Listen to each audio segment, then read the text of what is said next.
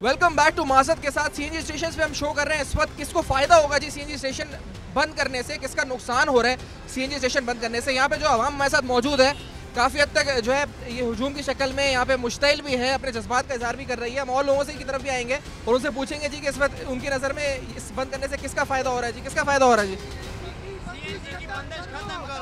PP वाले चोर है, सदर सरदारी जाके लंदन में बैठे हैं, कहते हैं इलाज के लिए गए, यहाँ पाकिस्तान में डॉक्टर नहीं है क्या? झूठ बोल रहा है, वहाँ ऐसे मर रही है और जाके लंदन में इलाज करा रहा है, झूठ है। सारे पीपी वाले जितने भी ये सब झूठ हैं। राजा रियाज है पंजाब में लीडरी, बाबर रवान है, वहाँ जाके केस अभी भट्टो साहब का केस खोल रहे हैं, ये है वो सब। सीएनजी किसने बंद किया? सरदारी साहब ने बंद किया, आप क्या कहते हैं? सब ने बंद किया, सब खा रहे हैं और क्या। जरदारी साहब ने बंद किया और क्या, जरदारी साहब को फायदा हो रहा है, वहाँ जाके लंदन में इलाज करा रहे हैं। यहाँ पे आवाम, आप खुद रिक्शा या किस तरह क्या सफर, किस तरह सफर करते हो? हम तो बस पे आते जाते हैं। कल बस नहीं चलेगी, कैसा लगेगा? कहाँ पे जा सकोगे? पैदल आएंगे और कैसा लगेगा? पैदल कहाँ पे नहीं जा सकोगे? कल जाएंगे, कैसे नहीं जाएंगे? काम के बगैर कैसा काम चलेगा? गुजारा कैसे होगा हमारा? ये जो यहाँ पे मुत्तफिक है इनके ख्यालात से, ये कहते हैं हुकूमत जिम्मेदार है, सदर साहब जिम्मेदार है इसके, कोई मुत्तफिक है इस बात से?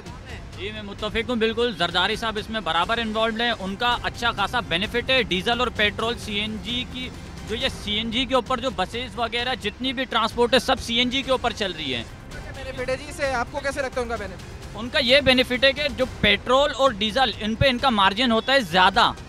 आलमी मार्केट में जो है ना पेट्रोल नीचे आ रहा है, इनकी मार्केट में जो है ना जरदारी की मार्केट में, और ये जितने भी बाबर अवानी, मैं इनको बार बार आह्वान कहूँगा कि घड़ी घड़ी डेली ये मीडिया पे कोई ना कोई जो है ना बहाना लेके आ जाते हैं। कभी इन्होंने आवाम के बारे में कोई बात नहीं की। मैं एक रिक्शा ड्राइवर हूँ, मैं एक रिक्शा ड्राइवर हूँ। आप हमें बताइए कि 36 रुपये किलो सीएनजी थी, इनकी दौरे हुकूमत के ऊपर 64 रुपये किलो आज हमें सीएनजी मिल रही है। पेट्रोल था मुशर्रफ की दौर के अंदर 57 रुपये लीटर, अभी हमें 90 रुपये लीटर मिल रहा है। अगर हम सीएनजी 100 रुपये की डलवाते हैं तो हमारी सीएनजी तकरीबन 60 से 70 किलोमीटर के एवरेज देती है, जबकि पेट्रोल अगर हम 100 रुपये का डलवाएं तो हमारी गाड़ी 17 से 18 किलोमीटर। मार्जिन की आप बात कह रहे हैं जी, तो मार्जिन तो पेट्रोल डीजल पीएसओ या फिर मुख्तलिफ कंपनियों के पास आता है, सदर साहब के पास या हुकूमत के पास कैसे आता है? देखें एक गोल्ड का पैकेट आप उठा के देखें, उसके ऊपर 3 रुपये कुछ पैसे सेल टैक्स जाता है। आप पूरे पाकिस्तान के एक एवरेज लगाएं कि अगर 1 करोड़ पैकेट बिकें 3 रुपये के हिसाब से 3 करोड़ रुपये डेली का मार्जिन जा रहा है, तो क्या इतनी बड़ी ये वो सीएनजी स्टेशन पेट्रोल डीजल है, इनके ऊपर से क्या इनको कोई रुपये या आटा ने भी फायदा नहीं हुआ होगा?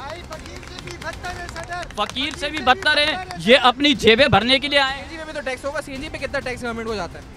टोटल जो है 30% टैक्स अपना डायरेक्ट हमारे बिलों में कटता है, जिसकी मद में आज हम 32 अरब रुपए सालाना जो है सीएनजी में अपना देते हैं। और हम प्राउड है कि हम अपना जो है हाईएस्ट अपना जो है टैक्स पे रहे हम हुकूमत को दे रहे हैं, हम हुकूमत को दे रहे हैं। 32 अरब रुपए साल के दे रहे हैं हुकूमत को, 32 अरब रुपए दे रहे हैं साल के, फिर ही बंद कर रहे हैं इनको। 32 अरब रुपए देने के बाद अगर ये 64 अरब, क्या मैं बोलता हूँ 64 का आप डबल भी लगा लेना, यानी कि 128 अरब रुपए भी इनकी अगर जेब में चले जाए ना तो तब भी ये बंद करेंगे।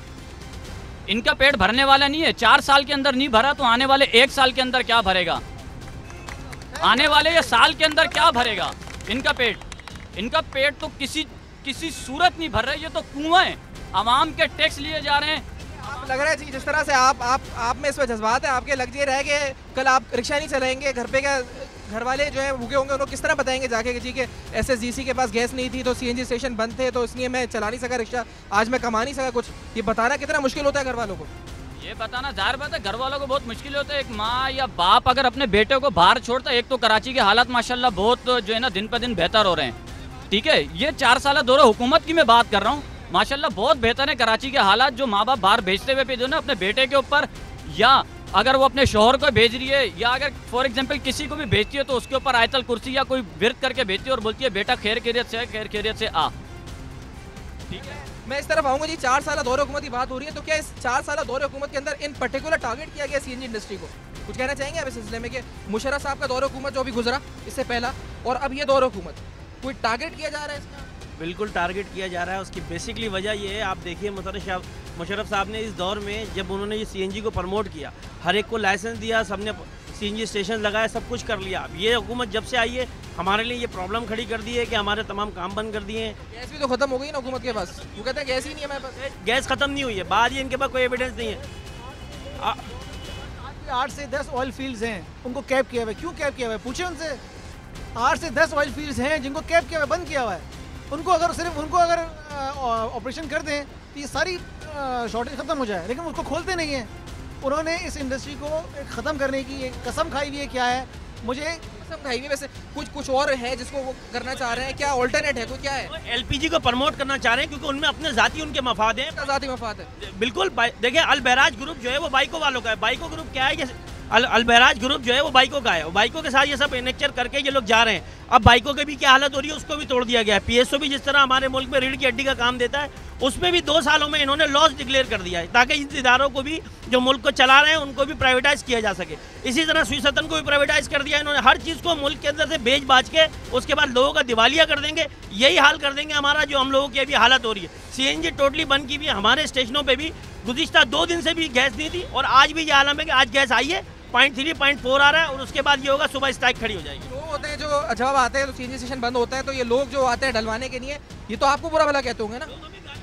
बाखुदा यकीन करें गालियां बकते हैं लोग। बोलते हैं यार आप लोग क्या कर रहे हो। मैंने कहा भाई हमारे मुल्क का अलमिया ये है कि हम गैस का बिल भी जमा कराते हैं तो लाइन में जमा होकर आप मुझे पैसे दोगे। जो भी मेरे पास गैस लेने आएगा वो पैसे देगा ना, मगर वो बेचारा ऐसी मिन्नतें कर रहा है जैसे भीख मांग रहा है। भिखारी भी आजकल इतनी नहीं मिन्नत करता जितना सीएनजी रिक्शे वाला, गाड़ी वाला, मजदा वाले हमसे बहस कर रहे होते हैं, भाई दे दो यार तुम्हारी मेहरबानी होगी। क्यों बोलते हैं? वो इसीलिए बोलते हैं कि उनको मिल नहीं रही है। मैंने कहा भाई हम जिस माशरे में रह रहे हैं उस माशरे का ये हाल है कि हम सब कुछ देने के बावजूद हमारे पास कोई चीज़ नहीं है। दिल पे क्या गुजरती है आपके जी? आप क्या करते हैं? हम लोग ड्राइवरी करते हैं सरकार। बस चला रहे हैं, तो क्या जब कल बस चलेगी आपकी? जब सीएनजी नहीं मिलेगी तो बस कहाँ से चलेगी? क्या गुजरती है दिल पे, क्या गुजरती है जब कमाई नहीं होती उस दिन की? इन लोगों के हक में बस दुआएं निकालते हैं सरबराहों के लिए हम तो, कि जब हमारे पास घर में खाने का नहीं होगा तो क्या सोचेंगे। ये डैम बनाने का इशू इन्होंने बोला जी डैम बना, आज तक तो इन्होंने डैम नहीं, एक दूसरे को कीचड़ उछालते हैं लोग। जब डैम बनाए तो ये किसी का निज़ाम से नहीं हो जाए और हर आदमी का जो है मसले मसाइल हल हो जाए। ये डैम बनाते नाम पर डैम का डैम केसी को दे रहे हैं, केसी गैस दे रहे हैं, बिजली ये नहीं बना रहे। काम कौन सा इन्होंने किया? 4 साल एक दूसरे को कीचड़ उछालते, फलाने ने किया, ये किया, फलाने ने किया। अबे तुम बताओ, तुम अपने 4 साल में तुमने कौन से बीज बोए? तुमने तो खाली अपने घर भरे और तुम घर बाहर चले गए। तुमने कौन से काम दिखाया? अपने गिरवानों में तो झांको। मैं इधर इस तरफ आना चाहूँगा, पूछूंगा जरूर ये कोई ऑल्टरनेट, जब आपकी मीटिंग होती है एसएससीसी के साथ, तो आप लोग एसोसिएशन की तरफ से अपने कोई ऑल्टरनेट देते हैं उनको जी कि ये मसला है, इसका हल हम ये पेश कर रहे हैं, इस तरह आप जो है एक बीच का सोल्यूशन निकाल सकते हैं दोनों, जिससे जो है स्टेक होल्डर्स का फायदा होगा। ऐसी बात होती है कोई आपकी? दिया था अगर सीएनजी को करनी है तो रात को 10 बजे बंद कर दें और सुबह 8 बजे खोल लें सुबह। तकरीबन लॉन्ग टर्म हल हो जी, कोई ऐसा लॉन्ग टर्म हल आपने दिया हो? फायदा नहीं है ना सीएनजी को। आज आप बंद कर देते हो, जो 100 का डलवाना है वो कल 200 डलवा देगा। कोई सीएनजी से इनको कोई बचत नहीं आती एसएसजीसी को। अगर केसी को इंडस्ट्री को बंद करेंगे तो इसको एसएसजीसी को बचत आएगी, अदरवाइज इनको कोई बचत नहीं आएगी। तय हो चुकी है, सुई सदन गैस कंपनी में भी तय हो चुकी है कि सीएनजी स्टेशन जो 24 घंटा बंद करते हैं उसमें जो ये प्री फिलिंग और पोस्ट फिलिंग जो होती है उसमें वो हिसाब अपना जो है वो उनको नहीं मिलता, वो बचत नहीं होती, जिससे वो अपना जो है वो लाइन पैक अपना जो है डेवलप कर सके। इसका सोल्यूशन सिर्फ यही है। अब टेक्निकली अब सीएनजी का एक डायनामिक्स इस तरह है कि प्री फिलिंग हो जाती है और पोस्ट फिलिंग हो जाती है, क्योंकि एक अवामी फ्यूल है और पॉकेट फ्रेंडली फ्यूल है और पब्लिक फ्यूल है। क्योंकि हम सिर्फ 6% का इस्तेमाल करते हैं और इसका जो मेजर कंट्रीब्यूटर है वो इंडस्ट्री है और कैप्टिव पावर है जो 300 MMCFD इस्तेमाल करते हैं। वो अगर एक दिन की कुर्बानी देते और उनके पास ऑल्टरनेट फ्यूल है, उनके पास फर्नेस है, उनके पास डीजल है, उनके पास पावर जनरेशन करने के और बहुत सारे रास्ते हैं, उनकी फैक्ट्री इंडस्ट्री बंद नहीं होती। हमारा तो टोटल जो रॉ मटेरियल है वो गैस पर है। हमें अगर गैस नहीं मिलेगी तो हमारी अपना जो स्टेशन बंद और आवाम को मसला। तो हमारी आपसे इल्तिजा है कि डोमेस्टिक के बाद सीएनजी सेक्टर की प्रायोरिटी तय की जाए। ये मुझे बताइए, आपकी जो आप जैसे अगर आपका भी अपना सीएनजी स्टेशन है, कितने दिन और बर्दाश्त कर सकते हैं ये सारा जो हो रहा है आपके साथ, आपकी इंडस्ट्री के साथ, जो आपके बकौल आपके खिलाफ साजिश हो रही है, कितने दिन और सस्टेन कर सकते हैं इसको और फिर ख़त्म हो जाएगी आपकी? सर ये तो eventually it is a conspiracy CNG industry को किल करने के लिए। ये एक लॉन्ग टर्म अपना इन्होंने प्लानिंग की है, 1-2 साल से चल रहा है। पंजाब में चल रहा था, अभी वही कैंसर जो है वो कराची शहर के अंदर भी ये लोग लेकर आ गए। ये कराची शहर के अंदर ये प्रॉब्लम, सिंध के अंदर ये प्रॉब्लम थी नहीं, क्योंकि सिंध के अंदर हम वो सूबा है जो मुल्क की 70% गैस तो हम यहाँ पैदा कर रहे हैं और इस्तेमाल सिर्फ 1200 MMCFD कर रहे हैं, जो सिर्फ 30% है। यानी 70% हम पैदा कर रहे हैं और 30% हम खा रहे हैं। उस 30% में भी ये कह रहे हैं कि 30% आप नहीं ले, तो बकाया वो किधर जा रहा है? तो ये कितनी बड़ी कंस्पिरेसी है। इसमें सबसे इम्पोर्टेंट बात ये कि हमें ये बताया जाए कि फ़ायदा किसे पहुंच रहा है।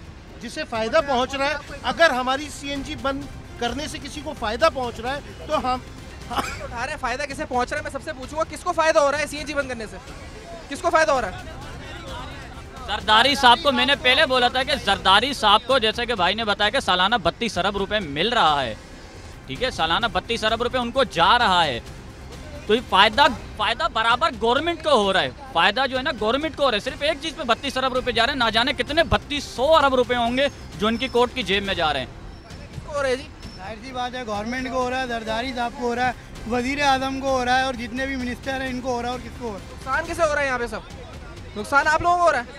लाइन में लग के हमें कितना टाइम वेस्ट करना पड़ता है। आपसे रिक्वेस्ट करूंगा, आप इस समय यहाँ खड़े हैं गुलबर्ग के अंदर, आप अंदाजा लगा लें 1 किलोमीटर में 7 स्टेशन है। कंडीशन ये शाम 4 बजे से लोग इतनी पब्लिक परेशान है। अगर आप कैमरे की आंख अगर देख सकती है, मैं आपसे रिक्वेस्ट करूंगा खुदा के वास्ते आप अपने सिर्फ सीएनजी स्टेशन दिखाएं कि पब्लिक शाम 4 बजे से मुस्तकिल परेशान खड़ी हुई है। क्या वो अपना काम देखेगी, अपने ऑफिस जाएगी, या वो सीएनजी के लिए 4 घंटे खड़ी रहेगी? इसके लिए हम क्या कर सकते हैं? हमारे लोग यकीन करो ये हालत होती है, लोग आगे तोड़ देते हैं कि पहले हमें दो, कहते हैं पहले हमें, हम किसको दें, कहाँ जाएँ? हमारा कसूर क्या है इसके अंदर? नुकसान किसे हो रहा है जी? और कोई बोलना चाहेगा नुकसान किसे हो रहा है?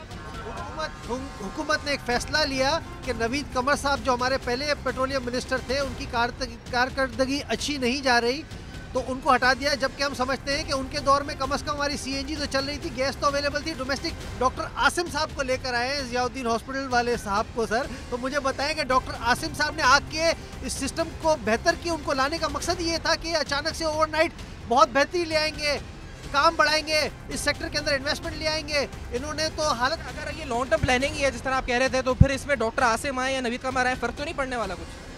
मैं आपको बताऊं, ये सुई southern gas company very soon it will be another PIA, another KESC। इस वक्त सुई सदर्न गैस कंपनी को मजीद और 100 MMCFD गैस मिल सकती है। अगर वो थोड़ा सा मजीद और इन्वेस्टमेंट करके पाइपलाइन कर दे और पाइपलाइन बिछा दे तो इस शहर में आ जाएगी, लेकिन क्या पैसे नहीं है ये काम करने के लिए। ब्रेक की तरफ बढ़ते हुए कमर्शियल ब्रेक लेते हैं नाज़रीन, एक छोटा सा। इस ब्रेक के बाद डिस्कशन को यहाँ से जारी रखेंगे और ये सवाल भी यहाँ से ज़रूर उठाएंगे जी कि नुकसान किसका हो रहा है इसमें, और सोल्यूशन की तरफ पहुँचने की कोशिश करेंगे कि एक सोल्यूशन भी हम ड्राइव कर सकें कि सोल्यूशन क्या है इस मसले का। एक छोटा सा ब्रेक, न्यूज़ 1 देखते रहिएगा।